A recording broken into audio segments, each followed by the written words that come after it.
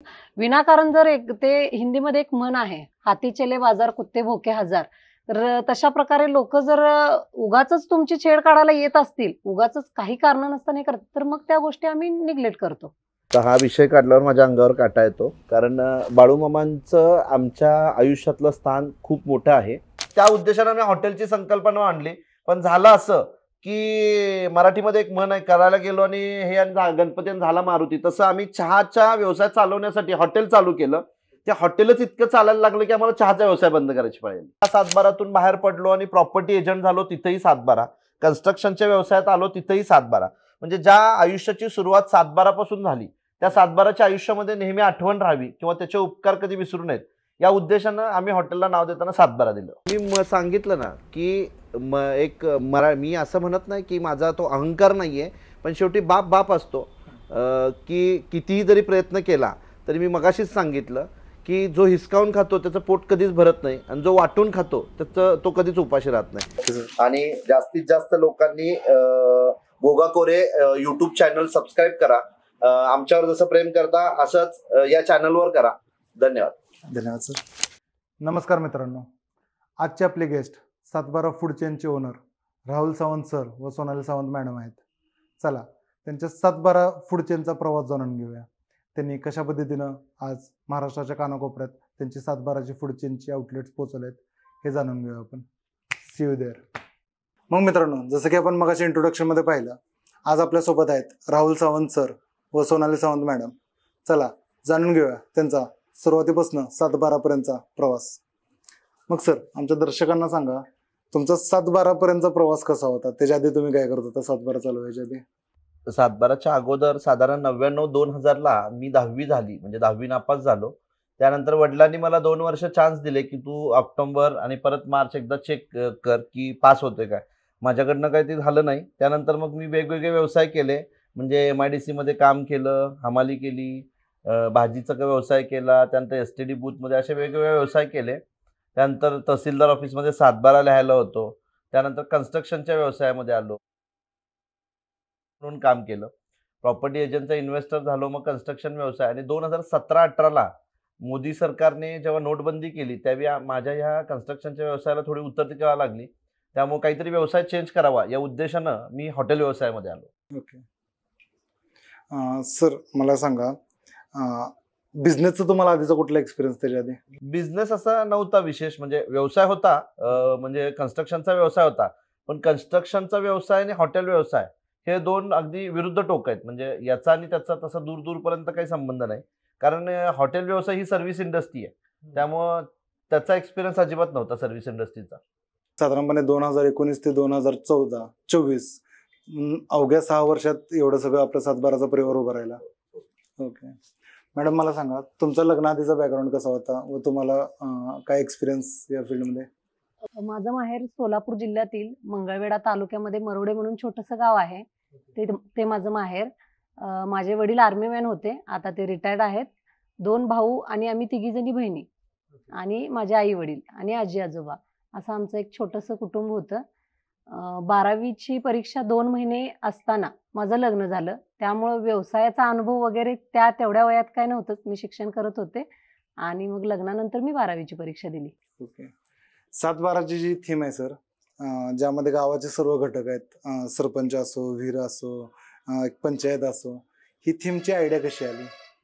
व्यवसाय म्हणजे कन्स्ट्रक्शनच्या व्यवसायानिमित्त महाराष्ट्रभर मी फिरायचो, आणि महाराष्ट्रभर फिरत असताना एक गोष्ट प्रकर्षानं जाणवली की घरच्या जेवणासाठी खूप तरसायला व्हायचं. म्हणजे बाहेर जायचो, चांगल्या हॉटेलमध्ये खायचो प्यायचो, त्या मैद्याच्या रोट्या, आट्याच्या रोट्या, तो अजिनोमोटो घातलेले पदार्थ, कलर घातलेले पदार्थ, रासायनिक, या सगळ्यांना कंटाळलो होतो. आणि माझ्यासारखे असे बरेच लोक आहेत की जे व्यवसायानिमित्त बाहेर फिरत असतात, पण ते घरच्या जेवणासाठी तरसत असतात. त्या उद्देशानं की बाबा असे माझ्यासारखे जे लोक आहेत त्यांना घरचं जेवण मिळावं या संकल्पनेतनं सातबाराची उभारणी केली. पण सातबाराची उभारणी करत असताना ते गावाकडचं जेवण जर त्याच प्रकारच्या ॲम्बियन्समध्ये जर खाऊ घातलं तर ते लोकांना आणखी आवडेल. म्हणजे जर माझं मटण भाकरी मी जर AC मध्ये लोकांना दिलं तर ते नाही आवडणार आहे, तर त्यांना ग्रामीण जीवन पद्धतीच्या प्रमाणच दिलं पाहिजे. या उद्देशानं आम्ही एक संकल्पना केली, आणि सध्याची जी पिढी आहे म्हणजे पूर्वी कसं असायचं की गावाकडे आपण दिवाळीच्या सुट्टीमध्ये आणि मे महिन्याच्या सुट्टीमध्ये आपण वर्षातनं 2 वेळा मामाच्या मावशीच्या आजीच्या गावी जायचो आणि गावी गेल्यानंतर ते गावाकडचे दिवस अनुभवायचो. म्हणजे घोंगड्यावर बसून जेवणं, सारवलेली जमीन बघणं, भाकरी कुस्करून खाणं. पण आज काय झालंय, आज 2024 म्हणजे जेव्हा सुरुवात केली 2018-19 मध्ये, आज मामाचा आरसीसी जंगलात राहायला आल्यामुळं मुलांना त्या गोष्टी अनुभवायला मिळत नाहीत. आणि ही संकल्पना डोक्यात ठेवून आम्ही सातबाराची उभारणी केली. सातबाराची उभारणी करत असताना एक छोटंसं गाव म्हणजे 40-50 वर्षापूर्वी गावाकडचे लोक कसे जगायचे, कसे राहायचे, कसं खायचे, कसं प्यायचे, या पद्धतीनं लोकांना इंट्रोड्यूस करण्याचा प्रयत्न केला. त्याचमुळे आपण सारवलेली जमीन, घोंगड्यावरचं जेवण, भाकरी चुरून खाणं असेल किंवा गावामध्ये काय काय असतं, तर गावामध्ये ग्रामपंचायत असते, गावची विहीर असते, पाणवठा असतो, जिल्हा परिषदची शाळा असते आणि गावच्या कुटुंब प्रमुख म्हणजे गावचा सरपंच ज्या ऑफिसमध्ये बसतो त्याला ग्रामपंचायत कार्यालय म्हणतात. आता त्या हॉटेलचा प्रमुख म्हणजे त्या हॉटेलचा प्रमुख मी असल्यामुळे तर माझी बसायची जागा जे ऑफिस केलंय आम्ही त्याला ग्रामपंचायत कार्यालय नाव दिलं. मॅडम, मला एक सांगा, आमच्या रिसर्चमध्ये आम्हाला समजलं की तुमचा चहाचा देखील व्यवसायामध्ये तुमचा एक्सपिरियन्स आहे. मग त्याची जी रेसिपी होती चहाची मसाल्याची ती तुम्ही स्वतः बनवली होती की कसे शिकली, काय झालं? नाही, मी शिकले कुठूनच नव्हते. म्हणजे अजूनही ते अंगातून म्हणजे आपोआप आलेले ते गुण आहेत. म्हणजे खोकल्याचा असेल, सर्दीचा असेल, तापाचा असेल, हे जे चहा आहेत म्हणजे तुम्ही एकदा तो पिला त्यानंतर तुम्हाला 10 ते 15 मिनिटात रिलीज वाटलंच पाहिजे. इतक्या सुंदर पद्धतीने तो मसाला बनवला जातो. म्हणजे जे आपल्या शरीराला गोष्टी हव्या आहेत त्या सगळ्या गोष्टी त्या मसाल्यामध्ये ॲड करून म्हणजे मला ती आवड आहे. म्हणजे स्वयंपाकाची पण आवड आहे आणि छोट्या छोट्या गोष्टीतून वेगळं काहीतरी करायचं ही आवड आहे मला. चहाची आमची संकल्पना होती तर आमच्याकडे आयुर्वेदिक चहा मिळायचे. आयुर्वेदिक म्हणजे सर्दीचा चहा मिळायचा, खोकल्याचा चहा मिळायचा, तापाचा चहा मिळायचा. तर याच्यामध्ये कुठलंही रासायनिक किंवा जे आता ॲलोपॅथिक औषधं असतात त्याचा वापर केला जायचा नाही. तर पूर्वी आपण घरी लहानपणी आजारी पडलो की आजीचा बटवाची संकल्पना होती. म्हणजे आजारी पडलो तर आई सुंठ घालून चहा करून द्यायची किंवा काळी मिरी घालून चहा करून द्यायची. तर हेच आजीच्या बटव्याची संकल्पना, वेगवेगळे मसाले आम्ही एकत्र करून ते चहामध्ये वापरायचो आणि ते चहा त्या पद्धतीनं आम्ही लोकांना सर्व करायचो.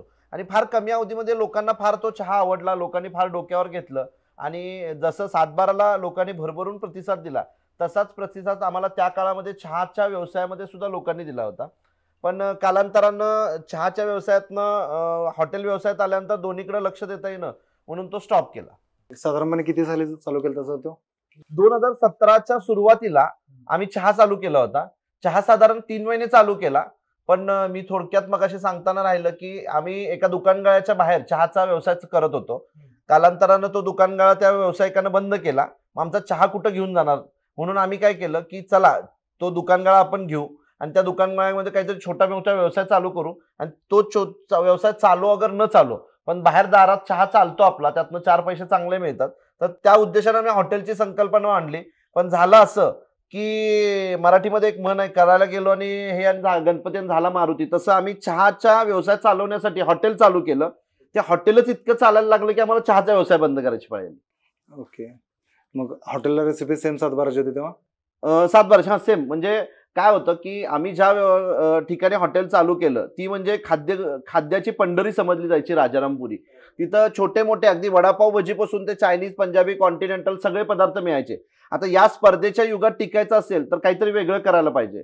मग वेगळं काय करायचं? तांबडा पांढरा रस्सा तर प्रत्येक गल्लीबोळात मिळतो. मग या गर्दीत जर आपण जसं की स्पर्धेत जर टिकायचं असेल तर 100 लोकांच्या स्पर्धेत टिकायचं असेल तर 99 लोकांपेक्षा काहीतरी वेगळं केलं पाहिजे.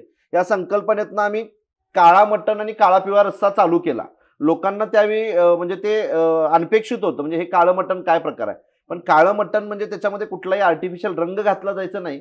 तर सोलापूर साईडला जो काळा मसाला मिळतो त्या काळ्या मसाल्यामध्ये ते मटण बनवलं जायचं. माझी सासरवाडी तिकडची असल्यामुळं व्हायचं असं की मी सासरवाडीला गेल्यानंतर तिथं तो पाहुणचार असायचा. काळं मटण, काळा पिवळा रस्सा, कुस्करलेली भाकरी. आणि ती काहीतरी वेगळी संकल्पना लोकांसमोर घेऊन जाऊया म्हणून आम्ही ते तयार केलं.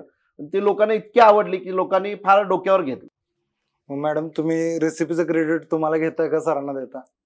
ऍक्च्युअल मध्ये माझ्या माहेरकडून आली रेसिपी म्हटल्यानंतर ते मलाही जातं आणि ते इथं कोल्हापूरमध्ये आणून फक्त कोल्हापूरलाच नाही तर अवघ्या महाराष्ट्राला ती पोहोचवली म्हणून त्यांनाही जातं. म्हणजे इनोव्हेशन तुम्ही केलं, इम्प्लिमेंटेशन सरांनी केलं. 100%. सर मग आम्ही रिसर्च करताना पाहिलं की तुम्ही शेतकऱ्यांना व जवानांना 25% सूट दिलाय. हे तुम्ही कसं आयडेंटिफाय करता की ऍक्च्युअल मध्ये जी लोक त्याचा लाभ घेतात ते शेतकरी व जवान आहेत का, व ही कन्सेप्ट कशी आली? आमच्याकडं त्याच्या पाठीमागे एक प्रामाणिक उद्देश होता की आपण ज्या शेतकऱ्याच्या जीवावर पोटभर खातो आणि ज्या जवानाच्या जीवावर रात्री निवांत झोपतो, त्या दोघाही घटकांना माझ्याकडे आल्यानंतर कुठंतरी आदराचं, प्रेमाचं, आपुलकीचं स्थान या संकल्पनेतनं आम्ही शेतकऱ्यांना आणि जवानांना 25% डिस्काउंट हा महाराष्ट्रामध्ये पहिल्यांदा चालू केलं. आता बरेच व्यावसायिक त्यानिमित्तानं त्यांनी डिस्काउंट चालू केला, ही आनंदाची गोष्ट आहे. पण आमच्याकडं शेतकऱ्यांना 7/12 दाखवला आणि जवानांना आपलं आय कार्ड दाखवलं तर आम्ही त्या दोघांनाही 25% जेवणावर डिस्काउंट देतो. आणि जर जवान युनिफॉर्मवर असेल तर आम्ही त्यांना जेवणावर 100% डिस्काउंट देतो. अरे वा सर, 7/12 हेच नाव का सुचलं? म्हणजे एवढ्या नावांमध्ये फार युनिक नाव आहे तुमचं. ऍक्च्युली काय, त्याला 2-3 गोष्टी कारणीभूत आहेत.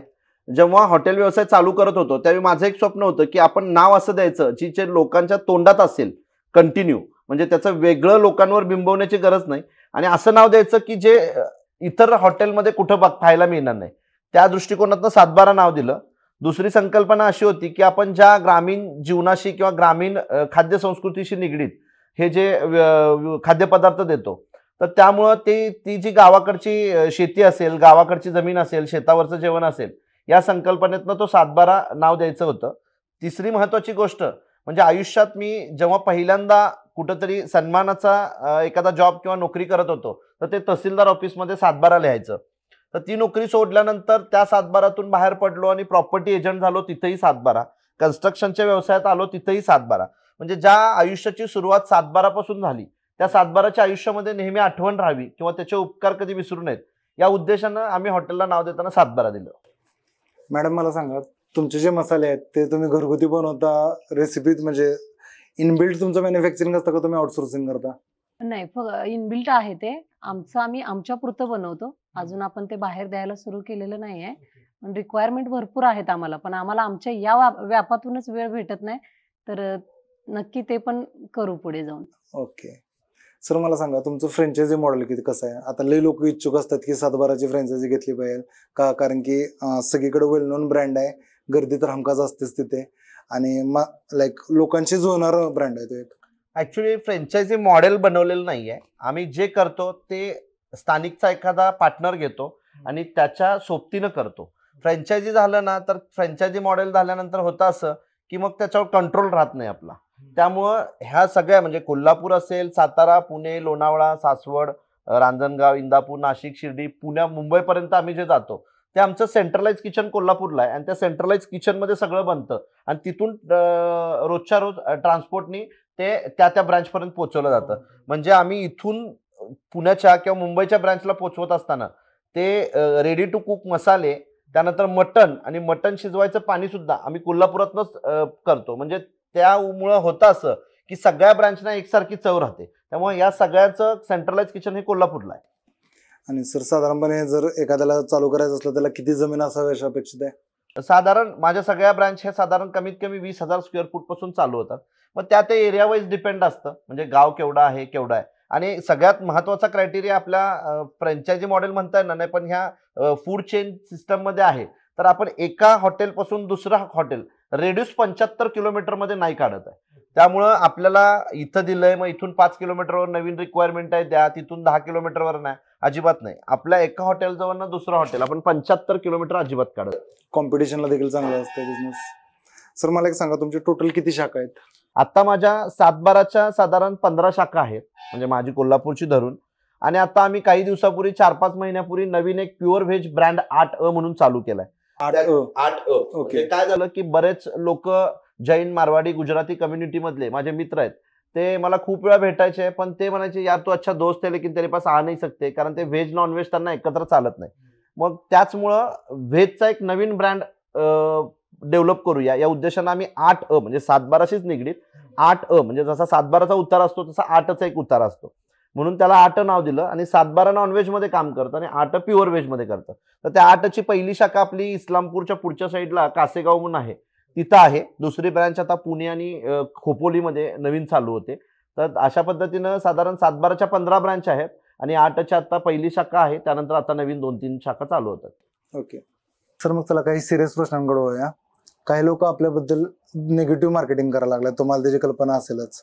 मग ते बिझनेसमध्ये ईर्ष्या हेतू असो किंवा इतर हेतू असो, ह्याचा तुमच्यावर काय कसा इम्पॅक्ट, म्हणजे तुम्ही याला कसं डील करता या सर्व गोष्टींना? ह्या माझ्याच व्यवसायामध्ये नाही तर प्रत्येक व्यवसायामध्ये ईर्ष्या स्पर्धा आहे. तुम्ही त्याला कशी घेता याच्यावर आहे. हॉटेल व्यवसायामध्ये तर थोडी जास्त स्पर्धा आहे आणि ह्या स्पर्धेच्या युगात लोक आपल्या कर्तृत्वानं किंवा आपल्या क्वालिटीमध्ये स्पर्धा कधीच करत नाहीत. एखाद्याची बदनामी करायचं हेतू पुरस्कृत किंवा एखादं बनावट गिराईक पाठवायचं, काहीतरी दंगा करायला लावायचा, हे सगळं होत असतं. आणि ह्या सगळ्या प्रवासातनं आम्ही अगदी पार झालेलो आहे. त्यामुळे म्हणतात ना, नया पार झालेली आहे. त्यामुळे आता कितीही काही झालं असं तरी ते कॅज्युअल घेतो आम्ही. कारण माझ्या मामांनी मला एक सांगितलेलं आहे किंवा मामांचं एक म्हणणं आहे की हिसकावून खाणाऱ्याचं पोट कधी भरत नाही आणि वाटून खाणारा कधी उपाशी राहत नाही. या संकल्पनेतनं जर विचार केला तर कुणी कितीही काही केलं, किती आरोप केले, किती हे केलं तरी त्याचा काही फरक पडत नाही. आपण आपलं काम करत राहायचं. आपण जितकं आपल्यावर प्रेम करणारे, आपल्या सातबारावर प्रेम करणारे किंवा आपल्या जेवणावर प्रेम करणारे जे काही लोक आहेत त्यांच्यासाठी आणखी काही चांगलं देता येतं, आणखी काही चांगलं करता येतं का, हे करत राहायचं. मॅडम मग या निगेटिव्ह मार्केटिंगमुळे घरच्या वातावरणावर काय फरक पडतो, म्हणजे तुम्ही कसं मॅनेज करता, लाईक घराची कंडिशन त्यांना? नक्कीच फरक पडतोय याच्यामुळं. पण आपण कितीही प्रामाणिकपणे काम करत असलो तर ही जी अशी काही लोक असतात यांच्यामुळे आपलं माइंड डिस्टर्ब व्हायला होतं. आणि आता या 5-6 वर्षामध्ये या गोष्टींची सवय पण तितकीच झाली आहे की आम्ही जर आमची तेवढी चूक असेल त्यामध्ये तर त्या गोष्टी आम्ही सुधारण्याचा नक्की प्रयत्न करतो. असं आम्ही म्हणत नाही की आमच्याकडून चुका होतच नाहीत, नक्की प्रयत्न करतो. पण विनाकारण जर ते हिंदीमध्ये एक म्हण आहे, हाती चले बाजार कुत्ते भोके हजार. तर तशा प्रकारे लोक जर उगाच तुमची छेड काढायला येत असतील, उगाच काही कारण नसताना हे करतात, तर मग त्या गोष्टी आम्ही निग्लेक्ट करतो. सर 7-12 परिवार एकूण किती लोकांना नोकरी देतो? आत्ता माझ्याकडं सगळ्या ब्रँचमध्ये मी बघितलं तर साधारण प्रत्यक्षरित्या साधारण 500 ते 700 लोकांना रोजगाराची निर्मिती झालेली आहे आणि अप्रत्यक्षरित्या 1000-2000 लोकांना. मग त्याच्यामध्ये बाकीचे व्हेंडर्स येतात, भाजीवाला येतो, मटनवाला येतो, किराणावाला येतो, हाऊसकीपिंगवाला येतात. असे सगळे जे व्हेंडर्स आहेत त्यांना अप्रत्यक्षरित्या रोजगार मिळतो. आणि माझी संकल्पनाच मुळात ती आहे की मराठी तरुणांसाठी चालू केलेला हा व्यवसाय आहे आणि हा मराठी ब्रँड आहे. त्यामुळे आमच्याकडं शक्यतो जितकं होईल तितकं मराठी तरुणांना आम्ही रोजगाराची संधी उपलब्ध करून देतो. पण या स्पर्धेच्या व्यवसायामध्ये काम करत असताना मराठी तरुण बरेच काम करायला नानू करत असतो. त्यामुळे मग बाकी साऊथचे, यूपीचे, बिहारी लोकही आहेत. पण आम्ही मॅक्स टू मॅक्स याच्यामध्ये मराठी तरुणांना इन्व्हॉल्व करून घेण्याचा प्रयत्न करतो. सर काही आता असे देखील प्रसंग बघितलेत आपण की लोक येतात, आपल्या इथे शिकतात, मोठे होतात आणि सेम व्यवसाय दुसरीकडे जाऊन करतात. असं काय तुम्हाला मी सांगितलं ना की मी असं म्हणत नाही की माझा तो अहंकार नाहीये, पण शेवटी बाप असतो. की कितीही जरी प्रयत्न केला तरी मी मगाशीच सांगितलं की जो हिसकावून खातो त्याचं पोट कधीच भरत नाही आणि जो वाटून खातो तो कधीच उपाशी राहत नाही. आता प्रत्येकाला व्यवसायाला, आता माझ्याकडे कुणी आला समजा व्यवसाय शिकला, त्यानं व्यवसाय चालू केला तर माझा अजिबात दुमत नाही. उलट त्याला मी मार्गदर्शन करतो, त्याला माझ्याकडून जितका प्रयत्न म्हणजे शक्य होईल तितकी मदत करतो. पण मी सांगितलं ना तुम्हाला की हिसकावून खाणं आणि वाटून खाणं यात फरक आहे. तसं बरेच लोक फसवतात, वेगवेगळ्या प्रकारे हे करतात, तर त्या लोकांना मी मुळातच किंमत देत नाही. मॅडम 7-12 मध्ये तुमचा एक्झॅक्टली रोल काय असतो, म्हणजे तुम्ही काय मॅनेजमेंट बघता? 7-12 मध्ये सध्याचा माझा रोल जो आहे तो आपलं जे सेंट्रलाइज किचन आहे, main branch Uchgaon, Mudshingi road, Chetan मोटर्सच्या समोर, इथे सेंट्रलाइज किचन आहे. सगळ्या ब्रँचचे मसाले तिथे बनतात आणि ते मसाले सगळे बनवण्याचं काम मी करते आणि इथून ते मसाले प्रत्येक ब्रँचला ऑर्डरनुसार दिले जातात. हे आहे. प्लस जे काही महिन्याचा हिशोब असेल तो मी बघते, घर सांभाळते, मुलं सांभाळते, इतकं करते. माझा प्रश्न तेच होता की घर आणि व्यवसाय दोन्ही एकत्र कसं मॅनेज करतो? खूप तारेवरची कसरत होते. म्हणजे हल्ली आता बघायला गेला, हल्लीच्या मुली असतील तर त्यांना एकतर घरात तर बसणार किंवा बाहेरचं तरी काम करणार, दोन्ही सोबत करणार नाही. पण आमचं लग्न झाल्यापासून, आता आमच्या लग्नाला 14 वर्ष चालू आहे, आम्ही लग्नाच्या पहिल्या वर्षीपासून जो 2 व्हीलर पासूनचा जो आमचा प्रवास आहे तो इतका खडतर आणि खूप कष्टातून केलंय सगळं. म्हणजे याच्या पाठीमागं आता लोकांना खूप दिसतंय की बाबा हे लोक इतके मोठे झाले, इतक्या मोठ्या घरात राहतात, यांच्याकडे एवढं सोनं नाणं गाड्या घोडं. पण प्रत्येक सक्सेस माणसाच्या पाठीमागं त्याची काही ना काहीतरी स्टोरी असते आणि ती स्टोरी पण खूप मोठी आहे. आणि असं करत करत आमचा प्रवास इथपर्यंत आलेला आहे. एकूण किती लोकांचं कुटुंब आहे मॅडम? आमचं कुटुंब आता 8 लोकांचं आहे. हो, म्हणजे आम्ही आमच्या घरात जे आहेत त्यांना कामगार नाही म्हणत, जे 2 लोक आहेत. म्हणजे तसं 6 माणसांचं कुटुंब आमचं आणि एक ड्रायव्हर आणि एक माझ्याकडे कामाला मुलगी येते, ती पण आमच्या कुटुंबातलीच म्हणतो आम्ही. असे 8 जण आहोत आम्ही आता सध्या. सर, तुमच्याबद्दल रिसर्च करत असताना आम्हाला असं समजलं की तुम्ही संत सद्गुरू बाळूमामांवर एक गाणं बनवलंय. बाळूमामांविषयी ओढ व श्रद्धा कशी निर्माण झाली? तर हा विषय काढल्यावर माझ्या अंगावर काटा येतो, कारण बाळूमामांचं आमच्या आयुष्यातलं स्थान खूप मोठं आहे. मी खूप मानतो, म्हणजे मी तसा आस्तिक आहे, म्हणजे सगळ्या देवांना मानतो, पण बाळूमामांना विशेष मानतो. कारण माझ्या आयुष्यामध्ये ज्या काही घटना घडल्या आणि त्या घडल्यानंतर काही त्या बाळूमामांच्या आशीर्वादाने मी त्यातनं सगळ्यातनं सुखरूप इथंपर्यंत पोहोचलो. त्यामुळे त्यांचं महत्त्व खूप आहे. माझ्या आयुष्याची जेव्हा सुरुवात झाली 12-13 वर्षापूर्वी, लग्न झालं 13 वर्षापूर्वी, त्यावेळी एक वेळच्या मम्ममला, म्हणजे एक वेळच्या जेवणाला सुद्धा मी महाग होतो, इतकी वाईट परिस्थिती होती. पण बाळूमामांच्या आशीर्वादानं खूप खडतर प्रवास, म्हणजे खूप प्रसंग आले, पण त्यातनं मामानी मार्ग दाखवले आणि त्या मार्ग दाखवतील त्या पद्धतीनं आम्ही यातून व्यवस्थित बाहेर पडलो. त्यामुळे आजही, म्हणजे तेव्हाही तितकंच मानत होतो बाळूमामांना, आजही आम्ही अमावस्येला दोघं नवरा बायको आदमापूरला नेहमी असतो. म्हणजे अमावस्येला जगाच्या कोपऱ्यात कुठेही असेल तरी अमावस्येची वारी मामांची चुकवत नाही. त्यामुळं माझ्या आयुष्यामधलं मामांचं महत्त्व खूप मोठं आहे. सर, मला एक सांगा, तुम्ही जे नवीन उद्योजक आहेत, जे नुकतंच व्यवसायामध्ये यायचा प्रयत्न करतात, त्यांना काय सल्ला द्याल?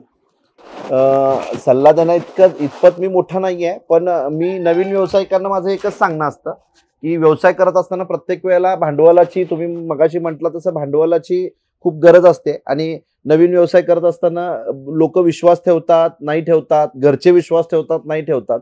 त्यामुळे कुठलाही व्यवसाय सुरुवात करत असताना त्याची छोट्याशा स्वरूपात चालू करा आणि त्यातनं पैसे मिळून व्यवसायातले पैसे व्यवसायात इन्व्हेस्ट करून तो व्यवसाय मोठा करा. माझी सुरुवात इतकी मोठी नव्हती, किंवा मलाही कधी वाटलं नव्हतं की मी 7-12 हॉटेल काढेन, ते इतकं मोठं होईल, त्याच्या इतक्या ब्रांचेस होतील, ते 7-12 नाव मला महाराष्ट्राच्या कानाकोपऱ्यापर्यंत पोहोचवेन. पण सुरुवात केली होती. सुरुवात करताना त्याच व्यवसायातनं मिळालेलं नफा मी त्याच व्यवसायात घालत गेलो आणि मग ते तिथून करत आता ह्या सगळ्या ज्या ब्रँच आहेत ते त्याच व्यवसायातले पैसे त्याच व्यवसायात घातले आणि त्याच ह्याच्यात घातल्यामुळं मला भांडवलची तशी कधी गरज किंवा अडचण आली नाही. त्यामुळे नवीन जे तरुण व्यवसायात येतात त्यांना माझं अगदी प्रेमाचा सल्ला आहे की कुठलाही व्यवसाय सुरुवात करत असताना छोट्यातून सुरू करा.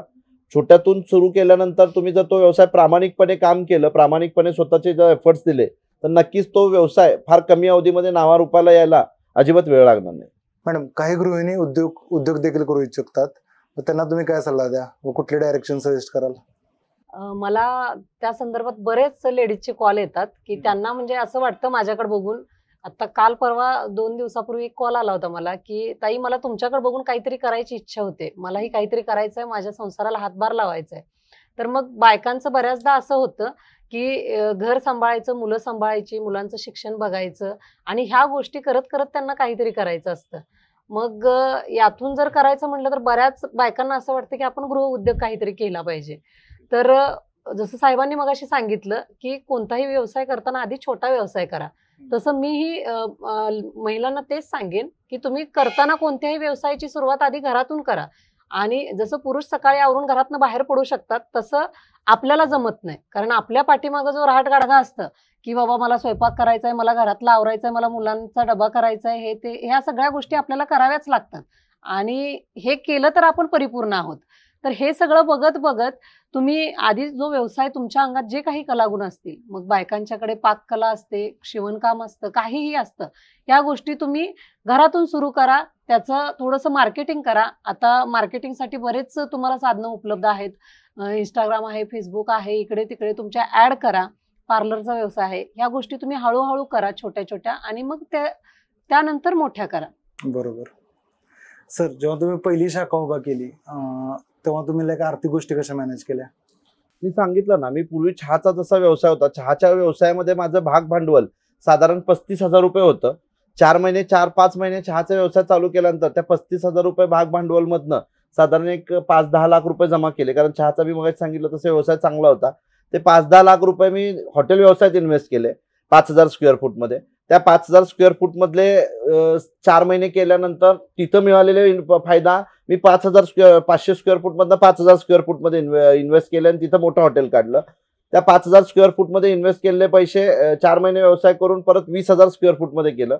असं करत करत तो व्यवसाय वाढत गेला. म्हणजे व्यवसायातले पैसे व्यवसायात घातले, म्हणजे व्यवसायातून मिळणारा नफा हा स्वतःच्या चैनीसाठी न वापरता तो परत व्यवसायातच इन्व्हेस्ट केला आणि तशा पद्धतीनं मग ते एक एक एक एक एक करत तो पुढे गेला प्रवास.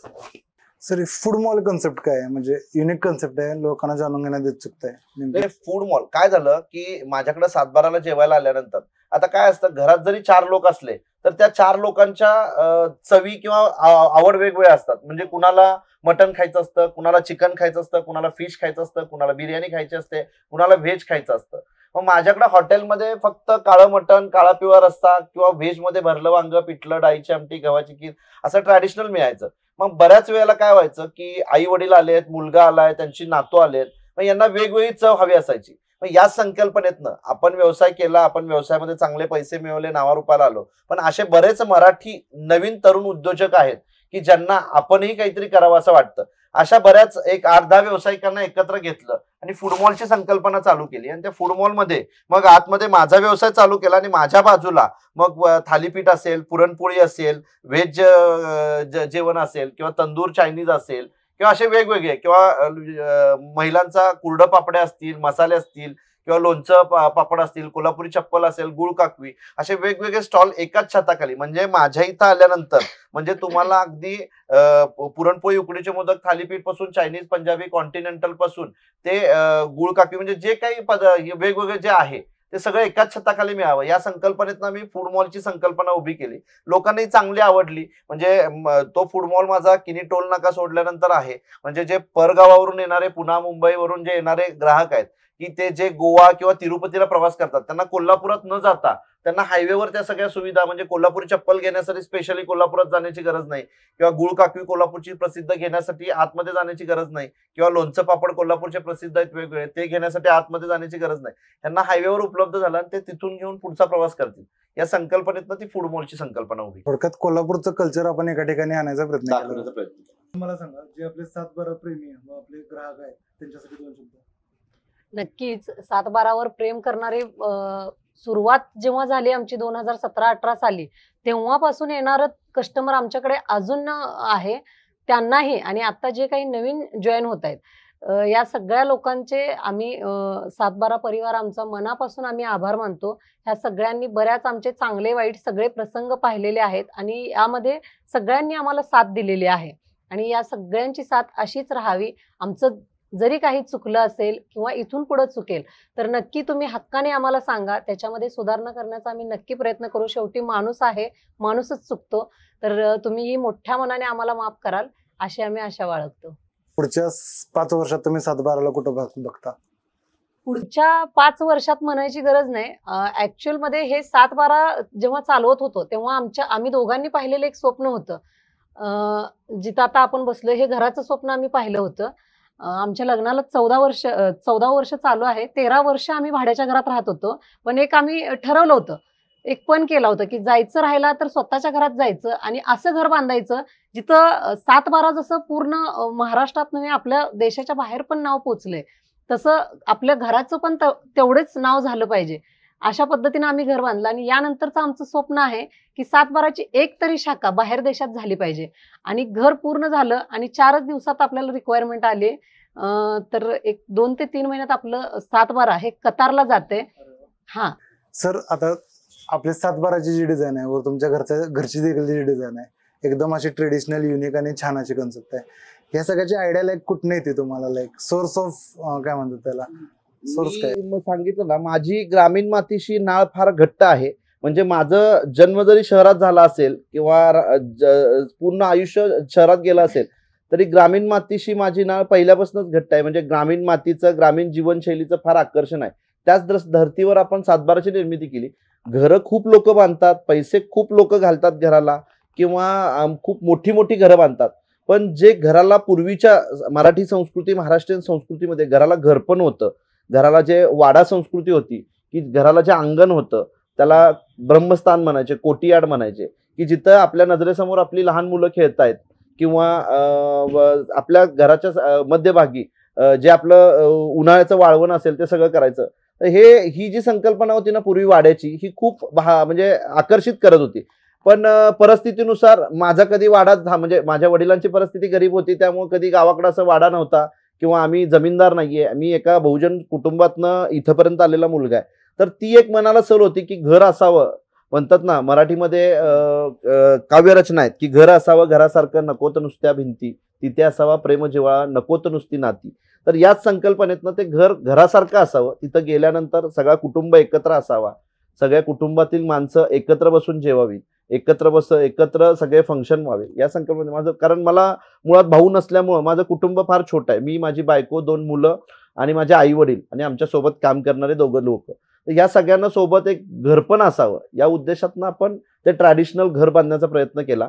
बऱ्याच लोकांनी मला त्यावेळी वेळात काढलं, पण जेव्हा घर पूर्ण झालं काही दिवसापूर्वी वास्तुशांती झाली, तेव्हा खूप लोकांनी अप्रिशिएट केलं की खूप छान घर बांधलंय.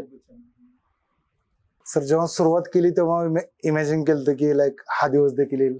नाही, कधीच नव्हतं इमॅजिन केलं. म्हणजे आजही अंगावर काटा मारतो. माझं स्वप्न आयुष्यामध्ये मी जेव्हा घरातून स्वकर्तृत्वावर आयुष्य जगण्यासाठी बाहेर पडलो वडिलांच्या घरातनं, त्यावेळी घरातनं बाहेर पडल्यानंतर माझ्या वडिलांनी मला 1-2 शब्द सांगितले होते की बाळ, 1972 साली मी कोल्हापूरमध्ये आलो आणि 1972 सालापासून साधारण 2010, 11, 12 साली मी जेव्हा घरातनं बाहेर पडलो, तर त्यावेळी मला वडिलांनी सांगितलं की 1972 पासून आतापर्यंत मी माझ्या स्वतःच्या कर्तृत्वावर कोल्हापूर सारख्या शहरामध्ये एक 1 BHK घर RCC माझ्या कष्टानं उभं केलं. माझंही स्वप्न आहे की माझ्या मुलांना स्वतःच्या कष्टाच्या पैशावर एक छोटंसं घर बांधावं. त्यावेळी एक मनात स्वप्न बाळगलं होतं की वडिलांचं स्वप्न पूर्ण करायचं. तर वडिलांचं स्वप्न करण्यासाठी काय करायचं, तर कोल्हापूर शहरामध्ये 2 रूमचं घर आणि 800 कार हे माझं आयुष्यात खूप मोठं स्वप्न होतं. म्हणजे 2 रूमचं घर आणि 800 कार जेव्हा माझ्याकडे येईल तेव्हा जगातला मी सगळ्यात श्रीमंत असेल असं मी मनाशी ठरवलं होतं.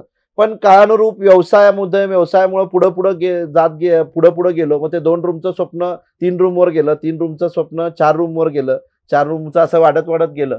आणि मी मगाशी सांगितलं तसं आमच्या आई वडिलांची पुण्याई असेल, बाळूमामांचे आशीर्वाद असेल, आई महालक्ष्मीचा आशीर्वाद असेल, आमच्या दोघा नवरा बायकोंचं कर्तृत्व, हे सगळं जेव्हा एकत्र येतं तेव्हा काय घडू शकतं हे आत्ताच्या तरुणांना नक्कीच दिसेल. आणि ही खूप छान वास्तू आम्ही खूप कष्टाने आणि मेहनतीच्या पैशाने उभा केलेली आहे.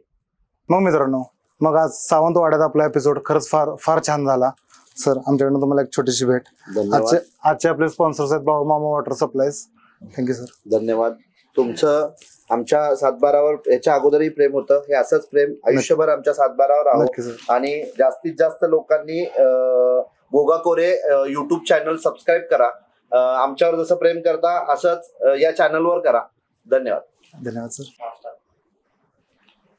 आज मुलाखत तुम्ही घेत असताना मला एक जाणवलं की मी जसा बाळूमामाचा निस्सीम भक्त आहे तसंच तुमचा परिवार ही बाळूमामांचा खूप चांगला भक्त आहे. तर आमच्याकडून ही बाळूमामांची फ्रेम, छोटीशी फ्रेम आपल्याला भेट स्वरूपात देतोय. बोला बाळूमामाच्या नावानं. चांगलं. धन्यवाद सर.